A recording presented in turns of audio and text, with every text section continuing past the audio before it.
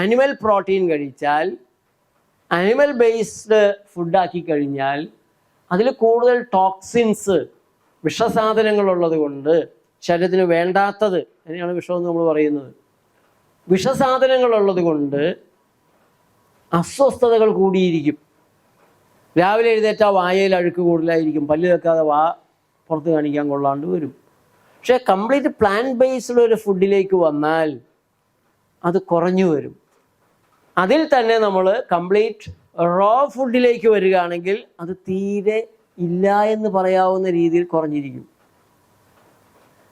അപ്പം നമ്മുടെ രക്തം ദുഷിക്കാൻ, കയറാൻ പാടില്ലാത്തത് കയറാൻ ഇട കൊടുക്കാതിരുന്നാൽ തന്നെ ഇപ്പോൾ ഓട്ടോ ഇമ്മ്യൂൺ രോഗങ്ങൾ ഉണ്ടാകുന്നു.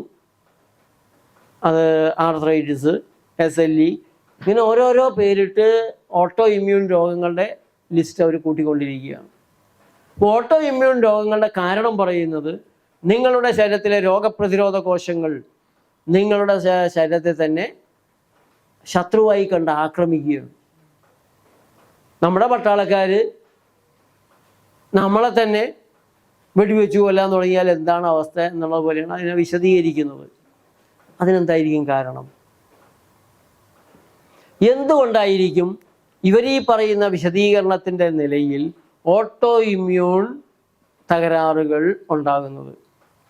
നമ്മുടെ ശരീരത്തിൻ്റെ പ്രതിരോധ കോശങ്ങൾ നമ്മുടെ ശരീരകോശങ്ങളെ മോശമായി തെറ്റിദ്ധരിച്ചിട്ടോ ശത്രുവായി കണക്കാക്കിയോ ആക്രമിക്കുന്നു എന്ന് പറയുന്നതിൻ്റെ കാരണം എന്തായിരിക്കും? നമ്മുടെ ശരീരത്തിൻ്റെ രോഗപ്രതിരോധ കോശങ്ങൾക്ക് വട്ടുപിടിച്ചാൽ എന്ത് ചെയ്യും? അതിൻ്റെ തലക്കേ വട്ടുപിടിച്ചാൽ എന്ത് ചെയ്യും? അത് കണ്ണി കണ്ടവരെയൊക്കെ പേനായെ പോലെ ഓടിച്ചിട്ട് കടിക്കും, ഓടിച്ചിട്ട് ആക്രമിക്കും. നല്ല ഭക്ഷണത്തിൽ നിന്ന് നല്ല പ്രതിരോധ കോശങ്ങൾ ഉണ്ടായാലല്ലേ അതിന് വട്ടുപിടിക്കാണ്ട് പ്രവർത്തിക്കാൻ പറ്റുള്ളൂ, ആരോഗ്യത്തോടെ പ്രവർത്തിക്കാൻ പറ്റുള്ളൂ.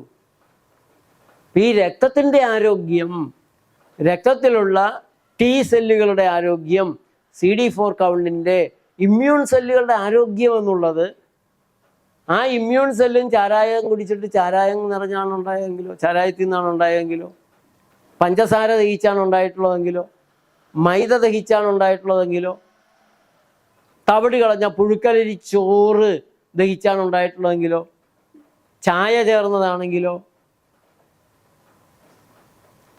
ശുദ്ധമായ ഒരാഹാരത്തിൻ്റെ തലത്തിലേക്കാണ് നമ്മുടെ ചിന്തകൾ വരേണ്ടത്. ഇതെങ്ങനെ ഇനി ആ രോഗത്തിലുള്ള മരുന്നാക്കി എടുക്കുക എന്നുള്ള ചിന്തയിൽ അവർ പോയിക്കോളും. അവർ 18 കോടി വിലയുള്ള മരുന്നൊക്കെ ആയിട്ട് വരും. നമ്മെ സംബന്ധിച്ചിടത്തോളം നമ്മൾ തിരിച്ചറിയേണ്ടത് ശരീരത്തിലേക്ക് കടക്കുന്ന ഭക്ഷണങ്ങളാണ് ദഹിച്ച് രൂപാന്തരപ്പെട്ട് രക്ത, മജ്ജ, മാംസാദികളായിട്ട് മാറുന്നത്. പഴങ്ങളെയും പച്ചക്കറികളെയും അത്ര പേടിക്കേണ്ടതായി വരുന്നില്ല. അതിനൊരു കാരണമുള്ളത്, പഴങ്ങളുടെയും പച്ചക്കറിയുടെയും ഉള്ളിൽ മാത്രമാണ് ഇതിനെ നിർവീര്യമാക്കാനുള്ള ആൻറ്റി ഓക്സിഡൻസ് ഉള്ളത്. ആൻറ്റി ഓക്സിഡൻസ് കോഴിൻ്റെ ഉള്ളിലില്ല, പോത്തിൻ്റെ ഉള്ളിലില്ല, ആഹാര ശവങ്ങളുടെ ഉള്ളിൽ ആൻറ്റി ഓക്സിഡൻസ് ഇല്ല. അത് പഴങ്ങളുടെയും പച്ചക്കറികളുടെ ഉള്ളിലുണ്ട്. അപ്പം അതുകൊണ്ട് ഈ പറയുന്നത്ര ഭീകരമായിട്ട് സസ്യാഹാരികൾക്ക് ഇത് ബാധിക്കില്ല. പിന്നെ 20 രൂപയുടെ മാമ്പഴത്തിൽ എത്ര രൂപയുടെ കീടനാശിനി കയറ്റും?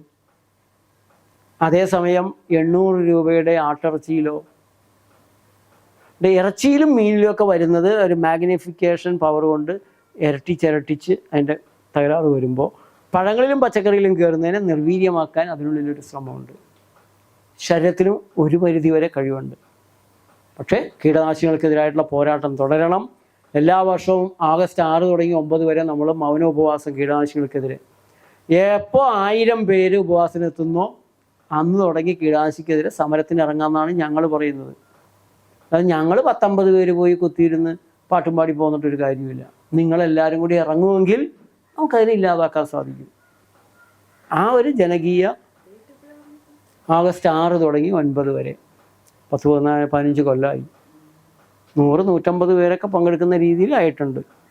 17 പേര് തുടങ്ങിയതാണ്. അപ്പോൾ ഇത് പഠിച്ചെടുക്കുക, ഇതൊന്ന് ആദ്യം പരിശീലിക്കണം. വെറും ഒരു 2 ആഴ്ചത്തെ കോഴ്സിലൂടെ നിങ്ങൾ കടന്നു പോയാൽ മതി. നിങ്ങളിത് പഠിച്ചെടുത്തു, നിങ്ങൾ പ്രകൃതി ചികിത്സകരായി, നിങ്ങളെ ഇത് പഠിപ്പിക്കുക, ജനങ്ങളെ ഇത് പഠിപ്പിക്കുക എന്നുള്ളതാണ് നമ്മുടെ ലക്ഷ്യം. അതുകൊണ്ട് രോഗം വരുന്നവരെയൊക്കെ ഇവിടെ വിളിച്ച് ചികിത്സിച്ച് തിരിച്ചു വിടുക, അടുത്ത രോഗത്തിന് വരണമെന്ന് പറയുന്നതല്ല നമ്മുടെ ജനങ്ങളെ പഠിപ്പിക്കലാണ്. അത് പരിശീലിക്കാൻ കുറച്ച് ദിവസം വന്ന് നിന്ന് നിങ്ങളുടെ ശരീരത്തിൽ ഇത് അനുഭവിച്ചു കഴിഞ്ഞാൽ ഡെയിലി ദിവസേന നമ്മുടെ ഡോക്ടർമാർ ക്ലാസ് എടുക്കുന്നുണ്ട്. ദിവസവും ഡോക്ടർ ക്ലാസ് എടുക്കും, 1 മണിക്കൂർ ക്ലാസ് എടുക്കും. പുസ്തകങ്ങൾ ധാരാളമുണ്ട്. ഞങ്ങൾ പ്രകൃതിയിലേക്ക് വരുമ്പോൾ ഇതൊന്നുമില്ല. വർമാജിയുടെ കുറച്ച് ക്ലാസ്സുകൾ, ഗാന്ധിജിയുടെ കുറച്ച് പുസ്തകങ്ങളൊക്കെ ഉള്ളൂ. ഇന്ന് 100 കണക്കിന് പുസ്തകങ്ങൾ പ്രകൃതി രംഗത്തുണ്ട്. നിങ്ങൾക്ക് സഹായം ചോദിക്കാൻ ധാരാളം പ്രകൃതി ചികിത്സകരുണ്ട്. BNYS ഒക്കെ കഴിഞ്ഞിട്ടുള്ള ചെറുപ്പക്കാരിപ്പോൾ ധാരാളമുണ്ട്. അത് പരമാവധി ഉപയോഗിക്കുക. അതുപോലെ പ്രകൃതി ഹോട്ടൽ, ഇപ്പോൾ തിരുവനന്തപുരത്ത് ഗാന്ധി ഭവൻ, തൈക്കാട് ഗാന്ധി ഭവനിൽ പ്രകൃതി ഹോട്ടലുണ്ട്. ഇവിടെ നിന്ന് കഴിഞ്ഞാൽ നിങ്ങൾക്ക് പ്രകൃതി ഭക്ഷണം കണ്ടുപിടിക്കാൻ പ്രയാസമില്ല. നമ്മുടെ ഉൽപ്പന്നങ്ങൾ, പുസ്തകങ്ങളെല്ലാം അവിടെ നിന്ന് കിട്ടും. കൊല്ലത്തുണ്ട്, കൊല്ലം ആശ്രമം മൈതാനിയിൽ ആയുർവേദ കോംപ്ലക്സിൽ നമുക്ക് പ്രകൃതി ഹോട്ടലുണ്ട്. എറണാകുളത്ത് കോമ്പാറ ജംഗ്ഷനിൽ നമ്മുടെ സുഹൃത്തുക്കൾ നടത്തുന്നുണ്ട്. ഒക്കെ ഉപയോഗിക്കണം നമ്മൾ.